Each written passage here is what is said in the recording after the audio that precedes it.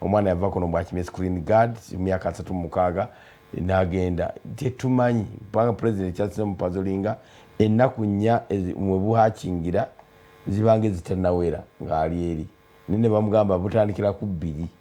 ogenda awo nze nsubira nze nokwaya bujja ku nnyonyi ng'ava Entebbe abaali ku nnyonyi enjuba yali evudde Rwanda omanyi ennyonyi bwe zitambula ennyonyi zitambula abasabaze abo ne basigalamu ne mujja ne mubeegattako ne mugenda e Kenya ne babeegattako ne mugenda actually za bujjaawo all cases are possible naye wolabira ekyokuva nabo wano nze nkirulinga out kubanga abe Dubai bote bascreeninga bande badde bamukwatira Dubai ayingira ekitegeeza abafuluma ate tebaba screeninga wano screeninga abafuluma tu screeninga bajja ate afuluma omufuluma agenda n'ebibye agenda n'ebyomusigaze mu kuyingira awo bayinza baba mu screenings naye ndowooza nga teyalaze mu kuveeri mu kuyingira okuva e Dubai okujja ate kuno ayinza eri Dubai tukugamba ejere kale ba screeninga mwana ffe screeninga nga omuntu agenda bweru bamagaye odda wamwe kali genda bagoba tulabi biringa byakuyingira mu kivulu osasula gumu ng'oyingira bw'oba fulumani akugambako genda ewamu oba ogenda wamu naye bw'odda nti omulyango oyingira nga bagamba leeta tiketi kakati awo wavudde obuzibu wavudde akasandali awo kati lwakimye screen guard banna naye kakati oyo nabadde nkayana n'abantu ne bagamba eyo ye business omusajja oyo temumunenya businessmen bwe balivinga naye kakati agendera mu high risk mugundi ono bw'atafa agaggawala mukasatiro kano bw'abaddala yabadde anonye screen guard zeetaagisa wano simu yabadde agenda zigarding against corona abantu abo babeera just big headed sayabadde akibye buntu nga bu masiki wakati masiki owuliramu nti omuntu azeetaaga naye ne masiki tabu gye tuliko nti kebbanga tetumaze nga tetuna kirwadde ekyo ab'ebweru bazitutte masiki zetubadde nazo wano ezisinga obungi bazibadde bazitika ku basi nezigenda e Kenya nezigenda luddawa ngimwana nga nti masiki ziri ku katale kubanga ffe tumanyi Katonda atubiseko buli kintu kyonna kati medical supplies zisinga obungi okukola mu kintu kino zaabuze ne mu America bazinoonya tebaziraba nabadde nsoma amawulire ga mu ggwanga lya Isirayiri test kits nazo zifuuse ez'obulabe kati Isirayiri managed to use Mossad ne just test kits mu mawanga g'abawalabu emitwalo 10 izibba yazibye bubbi walaba ne luli mu nseemu bannansi bamenya store ne babba mu testing kubanga bazaagala mask bamenya store ya government ne babbayo bubbe kubanga buli ku black market gye babutunda eno mu market ya bulijjo babuseera nnyo ate tebuliyo ate buli ku naye okubukola obuntu obukiri ekizibu nnyo ne bamenya store ya gabolaba etateko bukola National Medical Store wano ne bagenda ne bamenya buliyo babuterese test kits ziri crucial mu kulwanyisa ekirwadde kino you test everybody nomanya nti awo balina you quarantine them okiwulira kwegamba you can't fight a fire when you are blindfolded gukwokya you have to fight fire nga amaaso go gali wide open. How do you do that in such a pandemic? You test. Era World Health Organization kyegamba test. Kati wemutaso America ke kanyambere kerina nti tesobola kutestinga abantu bayo bonna. Kati kikirando obuzibu. Isirayiri to mitigate against that kwe kuba test kits zinawalala zonna ngeyita mu kitongole kya au zikola mu lunaku lumu. Olaba na America bwe yali erinda yali esubira okutestinga abantu dozo bukadde nga 10 babagamba mulindeeko tusubira Isirayiri yabadde tebasuubira ekyo kirwadde ekola bintu birala. Kati mu kifo kyo bikolo lina ekitongole ekikambwe nnyo kisobola okubbira ebintu ebyo nekibigula abantu bonna nekibireeta era kye bakoze kati bo they are testing akawanga kabwe katono bwamala okutestinga population ye yonna amanya nti eri bweti n'alyoka aggalira mukoka ava ebweru kati bano n'abaddako n'abaisolatinga bonna abeetaaga obujjanjabi n'abawa bale bino ebintu bya serious business. President nadda mu kusaaga simanyi China efulu simanyi biki awedde Amerika kikyo kiranda ate kikuba simanyi lwaki akubinyo Italy okutuuka ku ekyo. Italy babadde beewaana ne gundi bagiyita batya life span empanvu old age ng'ekyo kibeewanya nti life expectancy is high kati it is the reverse now. Old age has turned into a disadvantage. Kugundi ya corona mind you immunity ebe suppressed. Abantu abakadde babeera n'ebirwadde bingi pressure sukali bigautu byonna ebyo kati bwe kikwata mbwe kiti kulya mungu buteesokola wali olidde ku mungu kigumanje nagumaye mu kyalo ulidde ku mungu mwami Senkubuge tomanyi kye bayita myungu kubeera ng'ensujju ekyalo ekyaffe kiri kumpi nakawukaye bubeera buntu ng'obupiira buno obutono obwo naye nga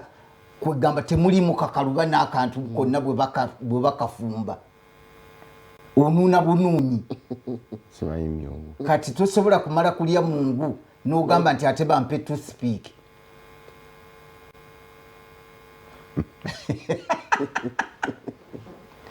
kibagamba kulya mungu buteesokoola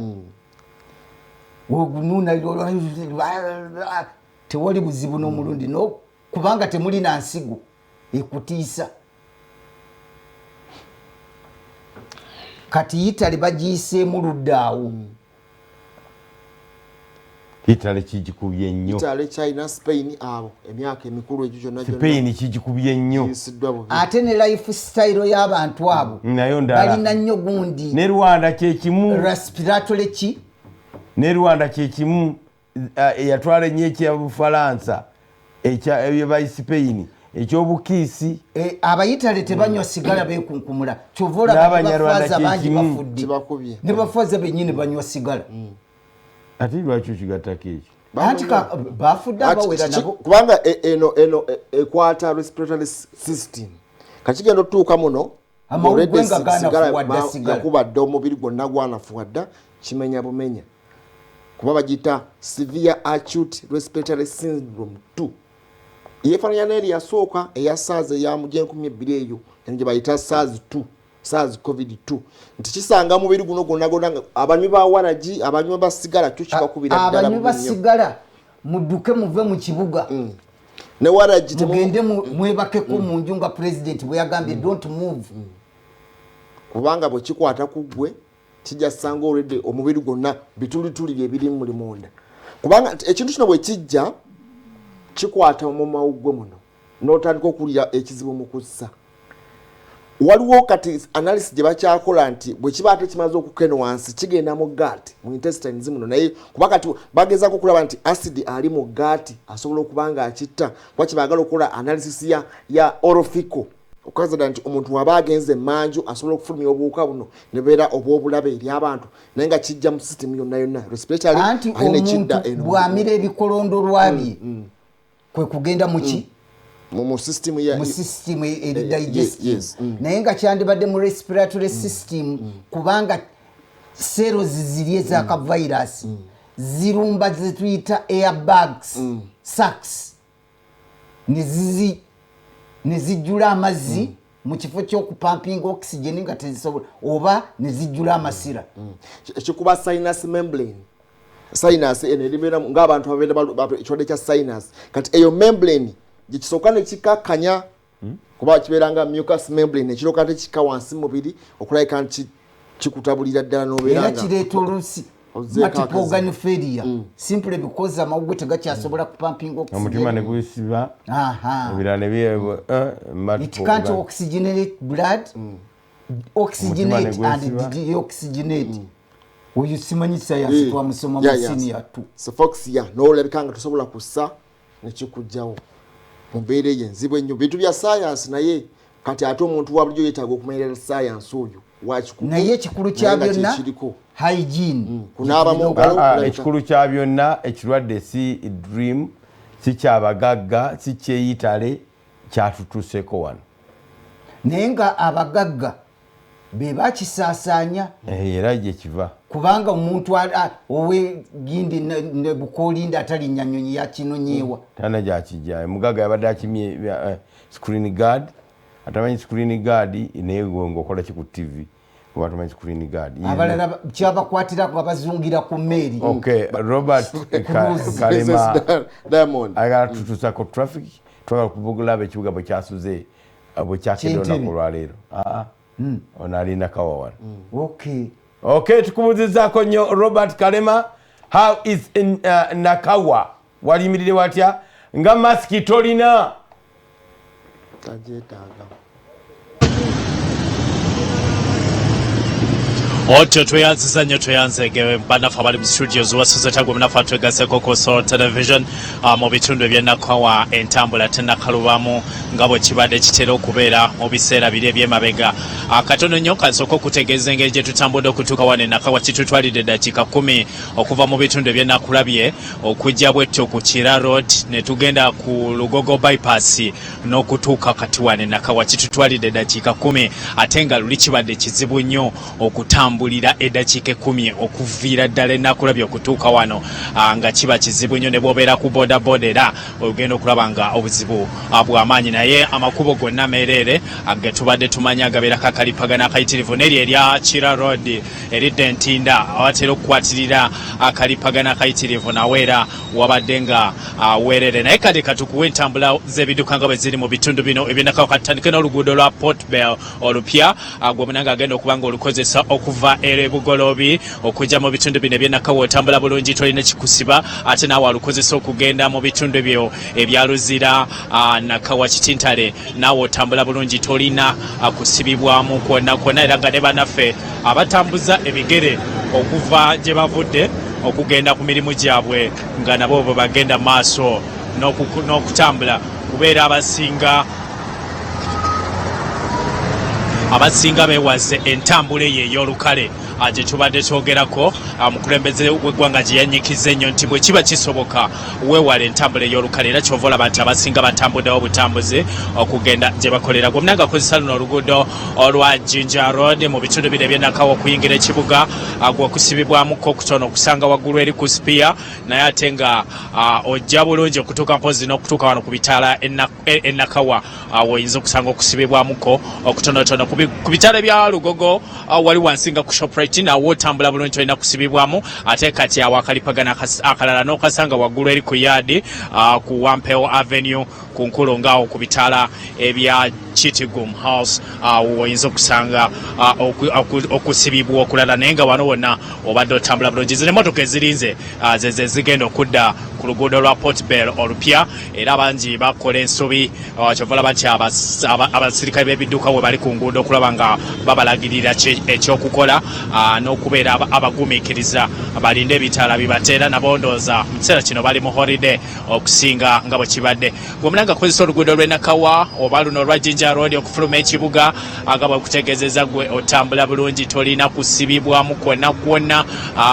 era nga abasinga kati takisi ezisinga ezivuga omwetooloolo okuva mu Kampala Nakawa Ntinda Wandege yabwe batyo nabeera batambula bulungi okujjako pozi ekiyinza okuba emesaamuko lwe luguudo luli olwa Ntinda stretcher oluli mu kukolebwa mu biseera kino oyinza okusanga wali awali emiyembe gye twali tumanyi egyo nina gyatemebwa embeera nebeera nga edda mu nteeko obudde bwe buti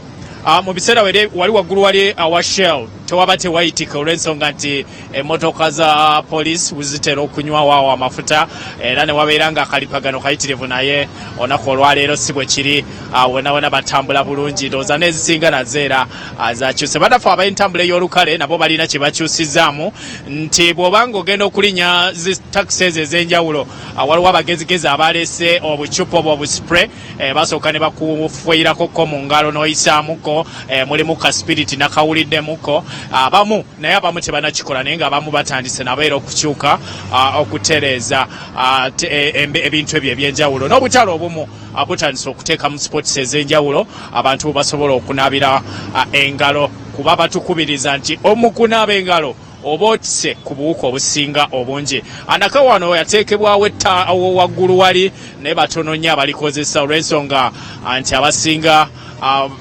balowooza bajja kulwa nnyo naye nga wateekebwawo ettaawo eryo abantu basale ekkubo ng'ebidduka tebibataataganyiza kuba wano waliwo ebidduka bingi ate waggulu eri waliyo university eya mobs kwosa n'ettendekero erya information technology waggulu wali eno yali business hub abo bonna babwongo mu byensuubulagana bava muno mu Nakawa kweyongerayo wansi eri waliyo MTAK ne Uganda Revenue Authority waggulu wali nayo weeri ne banafa abayunula abafunanyizibwa ku nguudo ku bizimbe wano Nakawa Business Center nako kwe bali okwo waggulu awo webali nnyo obalira ddala gomunafu atwegaseko ku Sorot Television oludda luli bateekateekayo nti abantu batambulirayo kyova olaba nti okweyagala kulungi nnyo mu biseera bino webali nnyo obalira ddala gomunafu atwegaseko ku Sorot Television ng'okukozesa oluguudo luno olwa Jinja Road okweyunga mu bitundu by'eggwanga ebyenjawulo entambula bwetyo bweri mpozi nga ne Kaluba gye bujjakawo Robert Mutebi mu bitundu eby'Entebbe njagala nkwegatteko mu kaseera kano affe Nakawa bwetutyo bwe tuli. Robert Ikalema omanye ekitundu ekyo eky'Ennakawa by'ebimu ku bitundu oba oliawo by'oyinza okwogerako ebadde mu jjaamu omuyitirivu ennyo naye ebitundu ebirala ebibeera mu jjaamu naddala mu muddo oba okumakya oluguudo luno olw'Entebbe lubeerako jjaamu muyitirivu nnyo. Assaawa zino ndi mu kibuga ddala eky'Entebbe naye omulabi waffe wa Sorot TV njagala okugamba nti oyinza okugamba nti Entebbe yo yafuuse eddamatongo oyinza n'okwebaka mu kkubo wano we tuli okumala eddakiika eziwerako nga tolina motoka yonna gy'olaba nga bw'olaba luno lwe lumu ku nguudo esinga ennyo okukozesebwa batakisi nga batwala abantu Entebbe abakuyingiza n'okufulumya abantu Entebbe ze zimu ku nguudo esinga okukozesebwa nawuli olugendera ddala ku airport ze zimu ku nguudo ezikozesebwa naye bw'otunula kati waggulu wano ne wansi oyinza okwewuunya ate bw'otunula ku bizimbe sayidi ne sayidi tolinaako omuntu gw'olaba oba oliawo ali mu kitundu kino mwe tuli abantu batono nnyo oba oliawo bagenda ku mirimu be bali wano we tuli ku luguudo luno mu kibuga ekyennyini eky'Entebbe. Njagala okutegeeza nti Entebbe we tuli waliwo ebifo ebyenjawulo Virus Research Center eri wano Entebbe era nga we bagenda maaso n'okukeberera abo bonna ababa bateeberezebwa okubeera n'akawuka aka coronavirus naye nga eyo tetunnatuukayo mbadde nkulaga byantambula bwe biyimiridde yonna gye tuyitidde tetusanzeeyo mugotteko gwonna naye ab'Entebbe bo kyembalabyeko kati ng'omusajja ono ngenda kuba mukulagako ayambadde avuga ggaali ye y'amata ataddeko akamasiki Entebbe kumpi kyekiriwo buli wamu bw'otunulira ababodaboda abamu bo bambadde masiki ekitegeeza nti abakitegedde nti obulwadde bo bulayika buzze mu kitundu ky'Entebbe era mwalabye n'olunaku olw'eggolo nti president ate press conference yagikoledde nakasero ate yeeteekera kubanga kifo gye ngenda okubalaga ate kiri Kinyanampindi n'amaka g'obwa president kakati eno y'Entebbe Grade B Hospital minister gye yatutegeezezza olunaku luli mu kiro saazaade nga 6 nti omulwadde w'akawuka alina akawuka kano aka coronavirus wagenda maaso n'okukuumibwa ekyo kyekifo era ly'eddwaliro lino ewali embeera eno enzibuzibu era batutegeezezza akasenge mwali naye tetugisobola gendayo saawa zino bw'aliba akakkanya oba oliawo tuligendayo ne twogerakoko naye nga eno y'Entebbe Grade B Hospital nga bwogenda maaso n'okulaba we twatuukidde nga waliwo wano abantu abagenda maaso n'okugaba bumasiki naye kinewonyesezza n'abasirikale abakolawo bo tebeprotectinze mu mbeera emu oba endala ate nga abantu bano abalina obulwadde buno babayisa wano okulabika nti babaleeta wano we tuli osaawa zino ne bw'otunuulira ate kati kubakolawo oba oliawo n'abalwadde abamu nga tewali precautions zoyinza kwogerako wano ng'oyingira zibataddewo tewali kantu konna koyinza kugamba nti abakataddewo okulabika nti bw'otuuka wano ate osooka kunaaba n'ebiringa ebyo nedda wano wentuukiddewo tekiriwo maybe kiri eyo maaso gye bagenda maaso n'okulabika nti batuusiza abantu bano era nga we wali n'omuvubuka oyo ow'emyaka 36 ava mu kakungulu zone mu bitundu eby'ekibuli eyabadde ava e Dubai okusinziira ku minisita eyagenze maaso n'okukeberebwa nga alina akawuka akano era saawa zino agenda maaso n'okukuumirwa mu kifo kino naye ate nga nakyo bwe kigenda maaso n'okukola emirimu emirala kubanga ndaba abalwadde ab'enjawulo weebali ndaba ab'embuto weebali buli omu azze okulabika nti afuna obujjanjabi gwe ki ekikuluma olubuto gwe naleese kyekiri eyo bw'oyingira waliyo ku mazzi oba ge munaabako n'ebyo bye gavumenti byatadde mu nkola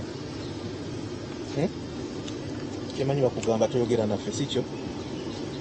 kati ab'embuto gye bali abasirikale bano balabika bamugamba nti tayogera naffe naye embeera yeeyo ffe twagadde kulaga bulazi ekifo kino we bagenda mu maaso n'okukuumira omulwadde ate eyasangiddwa n'akawuka aka coronavirus eno ye Entebbe grade B yali emanyiddwa nnyo olw'okuba ne obaoliawo puroguramu eno ey'okuzaalisa ey'abalwadde abakyala bazaala naye ku mulundi guno ate cases ze bafuna zigenda kubanga zireetebwa wano era ono alina akasenge wali mu nsonda wagenda mu maaso n'okukuumirwa butibiri kubanga bategeeza nti embeera ye eri stable tannaba okujjako okubalabika nti ayokya nnyo talina kofu talina senyiga n'ebiringa ebyo naye ate bano obaoliawo beetoolodde ekifo kino bwe mbasanze nga bo ate tebalina ngeri ki gye beprotectingamu n'okulabika nti obaoliawo babeera n'engeri eyinza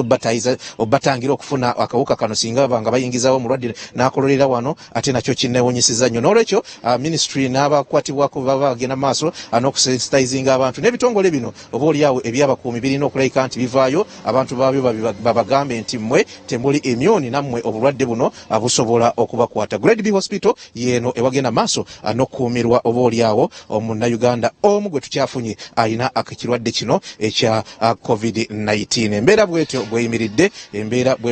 ebintu bwebityo bifaanana kakati masiki ezikozesebwa abannaffe abazimbi olw'enfuufu ate bano ze bagenze maaso n'okuteekako abamu ku batono nnyo bendabye naye n'omukyala wano ndaba afuluma naye yeprotectinze bulungi nnyo era afuluma omulaba nga wano asibyewo nga nange bwensibyewo naye abasirikale abamu kati olaba omukyalo oyo atalina wadde kataddeko wadde n'akamu nejjukira ambulensi zibayisa wano okulabika nti zibayengeza. Embeera bweti bweri sayidi eno ey'Entebbe ssaawa 6 ekiragiro ky'okuyimiriza ennyonyi okugwa ku kisaawe ky'Entebbe kyatandise okukola era nayo tugenda kutuukayo tubalage ki ekiri ku Entebbe airport mu kiseera kino. Virus Research Center ki ekiriyo kubanga ye watuukira samples we watuukira obaoliawo abo bonna bamaze okukeberebwa ki ekiriyo kyetulize okukola Entebbe mu kiseera kino naye nga omulwadde eyasoose okufunibwa owakalwadde oba alina akawuka ka coronavirus wano wetuli ssaawa zino wagenda maaso n'okulabika nti afuna obujjanjabi wagenda maaso n'okulabika nti akuumirwa ne minisita Aceng Yagumba eno tavaayo naye nga ye pulezidenti Entebbe yagivuddemu yagenze Nakasero kubanga eddwaliro lino limuli ddala kubanga bawula kumpi bikomera yagambye nti yeteekera kagende mu State House e Nakasero emirimu kati gyagikakalabiza eno baasembye kubeerayo ng'agenda maaso n'okusabira eggwanga Uganda. Katweyongereyo tulabike nti batuusako ate ekiri ku kisaawe ky'ennyonyi Entebbe ennyonyi zo okujjako eza UN nezireeta emigugu n'okutwala emigugu ze zikirizibwa abalala bonna ate bakkirizibwa. Ekibuga Entebbe oyinza okugamba nti matongo abantu bakidduseemu ate abatonotono abalimu obalaba bagenda maaso n'okulabika nti beteekako bumasikisi olw'okutya nti ekiri wano kiyinza obbasaasaanira naye nga olunaku olweggulo ministry yatugambye nti abanafu abakugu batugambye nti akawuka kano katambula mu mita 3 ate katambula kiwanvu nnyo singa oli abakolodde obanyiziza mu kifo omuli abantu zibeera mita 3 n'olwekyo obaoliawo ako ke kalembereza ne bannaffe bano abali wano olwoliawo kibalowooza nti oli abali wala gye bujjako awo katono tujja mubaleetera akadde sike kano tujja kumufuna ate atunyumize olugendo lwe ne coronavirus. Kambazeyo mu studio kaneyongereyo tubatuuseeko embeera y'Entebbe nga bweri endala mu bitundu ebirala n'ebifo obaoliawo ebyazikidde okutandika ku ssaawa 6 ez'ekiro. Abali mu studio omuzinda alungu baddiza. Tweyanzege akawuka katambula mita 3 kyekyo ekikamanyiddwako naye n'essasi balikuba neriraga giriraze nebeerayo kye bayita stray bullet ebulira ddala noba nga otudde nakawuwo mu kisenge nga no bamwami lumu abalina ennyumba ezakalina neyirijja pala nerimukuba okugulu ngambye ku yeyo stray bullet kati akawuka kano okugamba nti no kali munda wali mu grade B ndikatambula mita 3 empewo yakaleese nekakugwako tunjogera n'abasirikale abali ku geeti nga tebafaayo. Akawuka tekayita mu mpewo ga kizudde naye nga pulezidenti president tasula nte bazisaki bakulimba asula nakasero eri akolerayo mikolo gya ggwanga president tasula kati agendayo bugenzi tasula mikolo gya president asula mu motoka ye omanyi kakati bazudde ekintu ekirala buli obubonero bwe tubadde twogerako omuntu yenna awulira ng'abadde awunyiriza oba nga takyawulira na test nazeezo bazizudde nti symptoms za corona basiika wali ekyennyanja nga tokyasobola kiwulira nti oyo asiika bakuwadde kyayi alimu sukaali ng'owulira temuli sukaali test temuli that is another what symptom abakugu bakyongeddeko bakuwaleka akaawa nga tokawulira tokawulira aroma togiwulira eyo eyakaawa weeropi wekubira essimu bakuwadde ekyokulya ekiwooma keeke tokyamanyi nti neeno keeke olinga ali kuki kugigaji naawe edduka akalwadde kano obuzibu obwasinze oba banasayansi kyebasinze okutya beba asymptomatic carriers abatalaga bubonero bonna bebasinze okuba nti batadde abakugu mu kaseera akazibu ennyo okumanya ddala ebituufu ebifa ku kalwadde kano kubanga bagenda okuzuula nti oli agenda okubaako obubonero bwafunye bonna nga weesewo ennaku 2 naye ng'ate n'okutracinga suspects babadde nabo mu kaseera ako konna nakukabeera akaseera kazibu. America kyekisinze okugikuba ennyo nti abantu bagenda okujjamu okugenda okukakasa nti ddala abantu balwadde ba coronavirus nga bebasiize bangi. Traceability yali nzibu nnyo okugenda okumanya nti ono yayitako eno n'ayita eno bonna okugenda obbakuŋŋaanya naye ng'ate bano bagendanga ate njala okugamba nti atamanyi America atamanyi Bungereza yayinza obasalire omusango atamanyi Dubai bino ebifo biri bize omwami Lugomba atera okugamba airport ezisinga okubeera bize nakulaga abantu abayita ku airport ennyonyi engeri yezituuka engeri yezilandingamu engeri yezigendamu si bantu 100 si bantu 5 si bantu 500 si bantu miliyoni emu every day abantu babeera bayitirivu abayita ku bisaawo ebyo. Kati America bwezikuka obuzukusinga kyaba waliwo abayiseewo okubeera tracinga bakomyawo okumanya nti babadde bameka kizibu nnyo balina kulinda bulinzi etandika okukola effect nga bwekyatandika okukola mu Italy. Naye bannayuganda ebigambo directives baziyitani guidelines president ziyatuwadde era zebakyayongera okutuwa nezebatannakuwa ng'omanyi zisobola okutaasa please zikolereko nnyo kubanga jamotuweyo in summary katonotono okukwata mu ngalo mu kuveeko okunywegera mu kuveeko munaabe mu ngalo nga bwe kisoboka teweekwata mu feesi nga tonaabye mu ngalo na sabuni oba nga olina sanitizer gwonaabye mu ngalo biveeko. Waliwo kye tuyita lockdown ezawaka abagenyi baveeko bagambe temujja nzeka waliyo taapu ey'ebweru buli muntu ava mu nju n'agenda n'asala ekikomera n'agenda okudda okuyingira mu nju kunaaba of course na sabuni bekyandibadde ata ave bweru ng'ova kukola onyuse ekyandibadde bw'oluyingira mu nnyumba engoye zijjeemu onaabe mujja kukola ki ekintu nga kikuyingirako. Waliwo omusawo Omuyisirayiri ali mu Italy jajjanjaba yagambye nti kakati ekiri e Italy ekyakabiza ne prime minister wa Italy ng'alaba ensi tewali naakani kasita baleeta omulwadde nga wa myaka 6 and above kasita oweze 6 nga bagamba oyo mumuzeeyo tebakyabajjanjaba mumutwala afe supplies eziriwo z'abantu bwe basuubira okuwona naye bakumaze ku respirator a week number ate nga there is no hope for recovery. So people don't take these things for granted. Oba amawanga agalina ebintu ebikozesebwa galeeta obulagajjavu ne batuuka ku ekyo kati fe bwe batulabula wano we must be very careful. Si bwakusaaga bulwadde emyaka nkaaga eyitali bukutaba ne alusi mabe president yamuyisa atya mabeere totagala alusi mabere y'omukubo omuzanyi uno tumulaba Diabala y'omukubo aba Manchester United omuzanyi yali wamwe owagaviiri Fellaini y'omukubo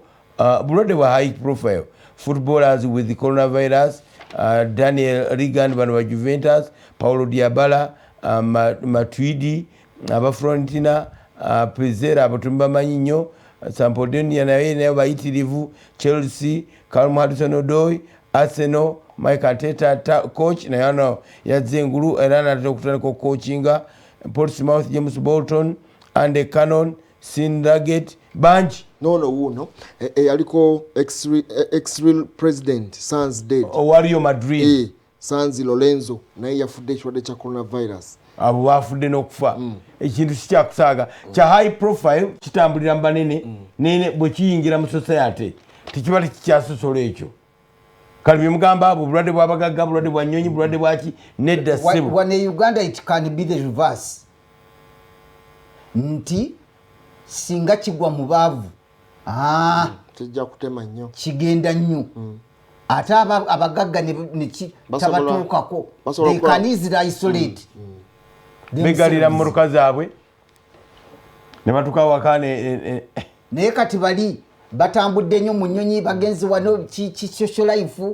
kaakati batandise okupangisa ennyonyi buli alina kasente bw'aba alina wayagala okgenda kyata bino zikayola zammwe bazivuddemu so yembeera nti kati wanaffe ekituuse ne private jet tojja gitambuza wano kubanga tetejja kutwala kakati ne bwona ogikwata mu kaseera kano bagambye ennaku 14 basooke bazitadinge embeera bwenaabeera ku kisaawe kyenyo tekyali nnyonyi ekkirizibwa kujja okujjawo ng'ereeta migugu oba okuvaawo ng'etwala migugu kati bannaffe abadde bajja bonna basitolinze naye president yagambye ensonga zino 3 ensonga esooka nti osobola okukwata wonna w'okutte booti n'ogenda n'akawuka ako as long as teweekutte mu maaso kasobola okukusigala mu ngalo paka wootuuka n'ofuna amazzi n'onaaba naye ng'ate kizibu nnyo eno bw'ebeera nga reflex action ey'okwekwata mu maaso kiba kizibu nnyo kyekikulu tewantudde essaawa nnyingi nnyo nga tunaba kunaaba mu ngalo w'osanga amazzi gonna naaba mu ngalo ekyo kireme kweyuniza abantu osobola okukwata amagalo olunaku w'okutte n'ogenda n'akawuka paka lwono oba olunaku lulamba nga tewekutteeko mu maaso ntusigala ng'oli mulamu naye ekyo kirimuko obulabe nti abantu banyiikire kunaaba mu ngalo okunaaba naye ne bano abeetaddeko obugundi buno tebuyamba nabo bateekwa kubeera very careful ate kayinza okuviirako nabe kubanga ogenda n'okateekako n'oyagala okaggyeko obeeko by'okola n'ojja n'amagalo go g'okutta awantu awali akawuka n'oyagala ozzeeko kano kennyini tumulayo mukyala kumba okaleetera ddala direct mu abadde akaseserudde ng'ali mu kulya ate n'abalala agenda kukambala leero nenkyakazzeeko azzeeko akantu ke kamu ako kana akantu lino bw'oba oli wakakozesa olunaku lumu n'obuli feeke kubanga kakati abantu babutungira wano bandaba abeesiba obutambaala obwawo obwa bulijjo abalala bakoze embeera yonna ezibu kabadde ku singi 10 kati abasinga batunda between 14,000 ne 15,000 waliyo kali ak'amasappa ennyo ke batunda ogumu n'ekitundu akakeeru akali saculaako naye bwonna buyinza obutakuyamba kati ate obusinga bwa nfuufu gwe atalina mulwadde gwojjanjaba oba atali mu kifo kiriko nnyo bulabe bwa coronavirus oyinza obutayambala kantu ako nosigala naye kirikyo kandi obumu bwanfuufu kikikkiriza particles za coronavirus n'ezenfuufu zezimu era kakolera ddala wali agamba nti ne bwefuna tissue ngenofuna engeri gyogisibako era ekaziyiza tekalina mubiri muweefufu nnyo kuyitawo noiri wakatambala gotusekeredde naye abadde abeera bulungi okusinga abaana kyakola naye ndowooza abali mu risk ey'amaanyi naye nga tutegedde tekayita mu nnyindo mwokka kayita mu nnyindo enyindo n'omumwa naye nogenda owetimuwula amaaso amaaso agamu gasiyira ddala nagangama nnyo okunsiiwa kati bw'otaaba ng'okwata mu bwoti oba ng'ate nawe wakwatidde tugamba obuzibu bubeera bukutuuseeko tugamba kino si kyakusaaga era tukye twogeddeko kyokka olunaku olwaleero abasajja bannabyabufuzi baviiridde n'amawulire ate bakyalina mingi kati tutunulidde omuntu ogwo president wa ggwanga buli ggwanga lyonna kakati ziri system zigenda zishatinga down Besigye buno yayogeddeko sekatubeko kyetufuneko Besigye kyayogedde mutuwe kacyanjawulo ku corona peji yakutaano si kyanjawulo naye temutuza mu byabufuzi leka tutaase ensi yaffe naye kyaliko yo gavumenti ekoze eki okutaasa bannayuganda yagambye Besigye asks government to scrap water fees eki gavumenti kiyinza okusalirako abantu kakati ono agambye water fees abalala bagamba abakampani z'amasimu nazo tuzeebaza MTN ne Airtel ndoza sente ziweereza sente ntono bazigyeko bwobanga olina goweereza busente bw'obutonotono it's now done for free tebakyazikyajinga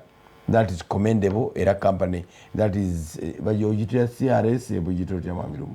corporate social responsibility corporate social responsibility odiza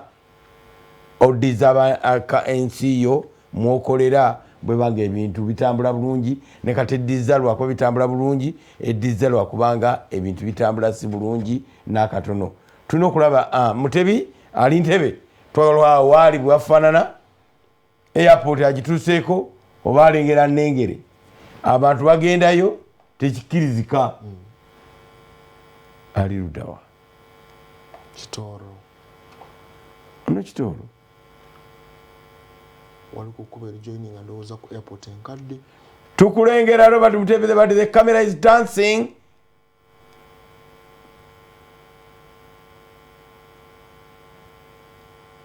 and distant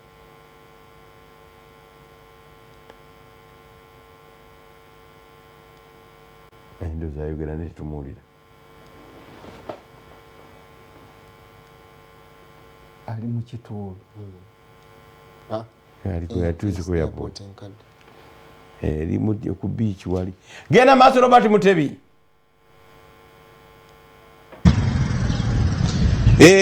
bannange abali ku so TV nzizemu okulabika nti mbasisinkana kakati wano wendi natera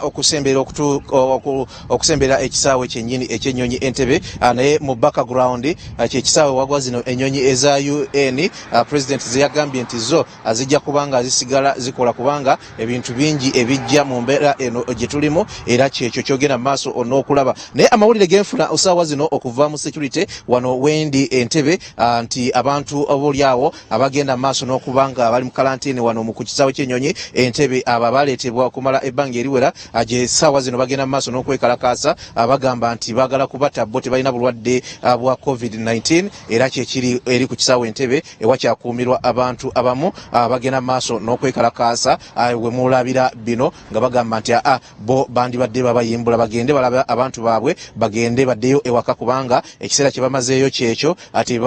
tebalina bulwadde obwo nga bwe tutegeezeddwako wano wetuli kati kyekigenda maaso ku kisaawe Entebbe okusinziira ku mawulire ge tufunye naye n'embeera eri wano ku luguudo olugendera ddala ku Entebbe International Airport ogiraba nga yonna nzikakkamu nnyo nnyini ddala kubanga mu kiseera kino singa ebadde normal business wandibadde olaba movement nga olaba n'emmotoka traffic eyo ng'ogiraba nayo nga yeeyogerera naye olaba kati ekiriwo embeera bweti bwefaanana sayidi wano wetuli osaawa zino Kinyana Mpindi ne International Airport yaffe eya Entebbe embeera bwetyo bweyimiridde jjukira nti asaawa 6 ezikeseza olwaleero oba ez'ekiro ekikeseza olwaleero ekiragiro kya president we kyatandise okukola ati wali nnyonyi yonna ey'abasaabaze ekkirizibwa kuyingira na kufuluma okuggyako eza kago n'eza UN zeeze zikkirizibwa okulayika nti ate zigwa ku kisaawe kino ekya Entebbe twagadde kubalagako bulazi mbeera nga bweyimiridde wano n'ebintu nga bwe bitambula mu kiseera kino embeera bwetyo bweyimiridde naye nkugamba nti amawulire genfunye okuva mu security wano bangambye nti bali ku karantini eri ku kisaawe ky'ennyonyi Entebbe bagenda maaso n'okwekalakaasa nga bagamba nti ekiseera kye bamazeeyo kyekyo bo tebalina kawuka kano aka coronavirus era bagamba nti bagala babayimbule babate badde okwabobwe naye ekyo tekinnaba kusoboka bakyagenda maaso n'okubetegereza ennaku 14 ziyinza okuba tezinnawera eziragiddwa oboolyawo abannaffe ab'ebyobulamu okulayika nti abantu abalinga bano abagwa wano ate lwe batuuka bonna abatuuse kuviira ddala olunaku olw'eggulo paka ku saa 6 tukitegeddeko nti batwaliddwa dda mu bifo gye bagenda okulayika nti bakuumirwa era olunaku olw'eggulo ministry ey'education ng'ekulirwa omukyala Janet Kataha Museveni eriko amasomero agamu ge yakolaganye nago era nga eno twakitegeddeko nti gye batutte bonna abaze olunaku olw'eggulo kuba twakitegeddeko waliwo aba agidde mu Ethiopian Airways na Emirates abo bo bonna nga bwe bazze ate wali yakkiriziddwa kulabika nti adda ewaka bakyalina efo gye babakuumira nga bagenda mu maaso n'okubeetegereza embeera Entebbe bweti bweyimiridde nkugambye ekiri ku kisaawe Entebbe kino kye kisaawe wagwa ennyonyi za UN ate eri yo tewali nnyonyi ekkirizibwa singa ebeera y'abasabaze okugwa ku kisaawe tubazizaayo mu studio embeera y'Entebbe bweti bweri oluguudo olulaba lwonna lukalu ate kuli bantu tekuli mamotoka zino airport taxis otera okulaba kuno oyinza okumala essaawa nga 6 wano nga tolabyeko neemu abali mu studio era munzikirize nyongere okubaddiza omuzindaalo atubalaga kifo ku kifo mu kitundu kino eky'Entebbe oboolyawo ekimu ku bitundu birowoozebwa nti akawuka ka coronavirus nga kaba kazengeera bwe kajja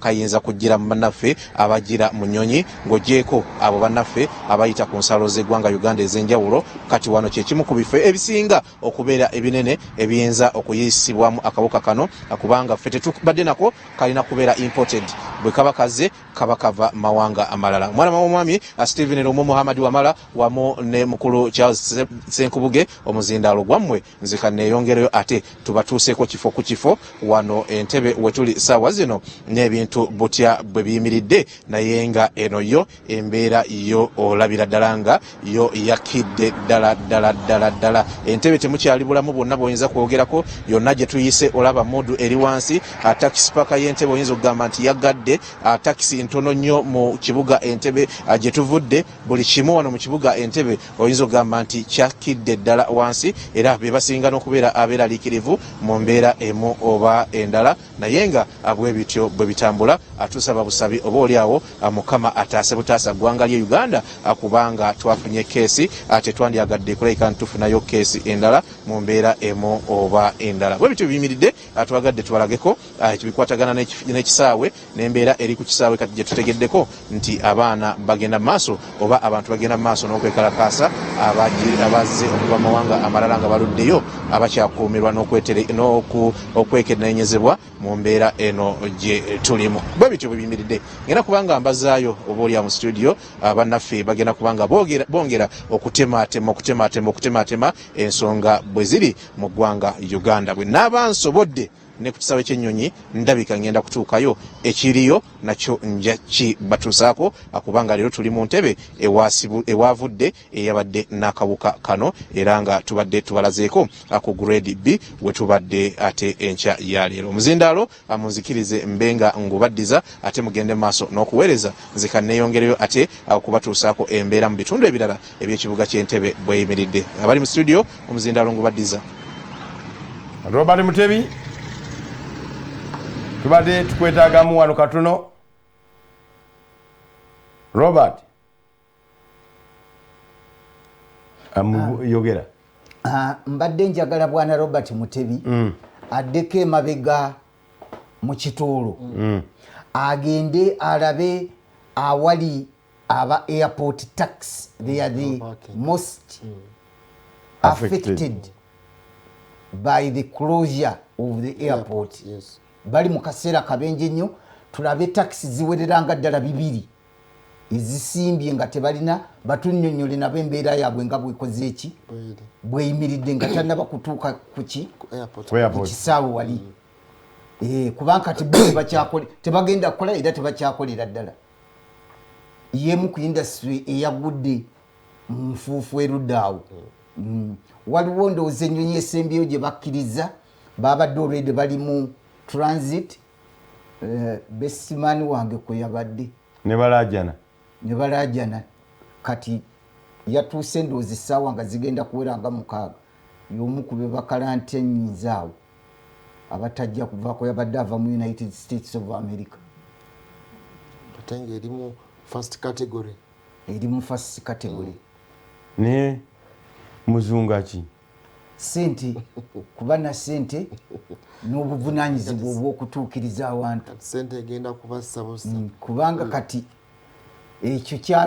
kyatuukawo ng'ali eri already amazeeyo emyezi nga giijo muzunga yali postponinze okudda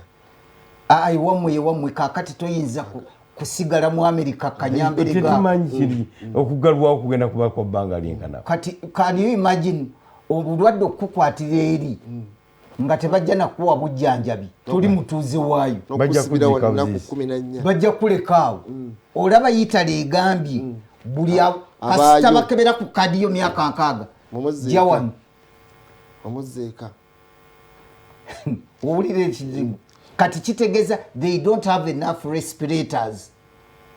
How many do we have here? Chovola ba president atekwa kubeera mukaali nnyo mpozi mutebe yagedde ku bantu abekalakaasa oba bagenda maaso kwekalakaasa abali mu karantini.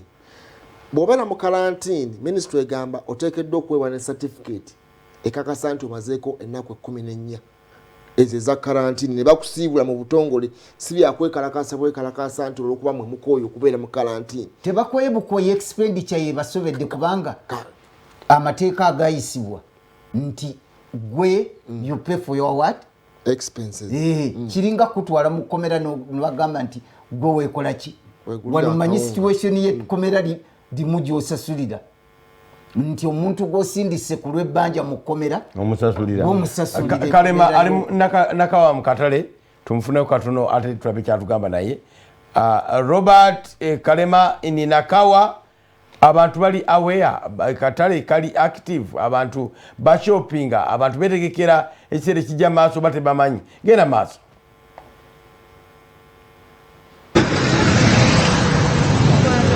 neyanza nnyo neyanzege bananga bali mu studio ziffe tuli wano enakawa tukyaliyo naye nga wano we tuli Kinyana Mpindi n'eddwaliro erya China Uganda Friendship Hospital enaggulu awasooka webasooka tutegeeza nti webagenda okukuumira abalwadde ba coronavirus abana abate bazuuliddwa naye enteekateeka eyo yakyusibwa ne batwalibwa Entebbe mu Grade B. Kale webali nnyo balira ddala naye kati ffe kitulese mu kitundu kino twagala okulaga emirimu nga bwe gitambula mu bitundu bino eby'enakawa kuba nakawa ke kamu ku katale akasinga okuleeta abantu abayitirivu era ebyo byonna ebizimbe bye ebyakatale ngeno wansi wewali enteekateeka banaffe abantu ab'enjawulo gye bakoleramu emirimu gyabwe naye ekyokwewunyisa tulabye nti twandisuubidde nti wano kuba batugambe buli mulyango guyingira buli awali akantu konakona akekuusa ku bantu abangi tugenda kubanga bateekawo enteekateeka eyo ey'abantu banaabirako engalo nga tebaneeyongerayo naye tetunagiraba waggulu eri neno wansi tenagiraba ate waggulu wano wewali division ey'enakawa era nawo tubadde tusuubira okulaba ku bubaka nabo era tetunabulaba kujjako obubaka bwokka bwe tulabye bwenzoga nti bwendabyeko nabulabye ku Petro City abanaffe abo aba City Oil bokka abanaffe abamu batambudde nga bataddeko obukokolo okugezaako okulaba nga abeziyiza obulwadde buno ate abalala abasibyeko obutambaala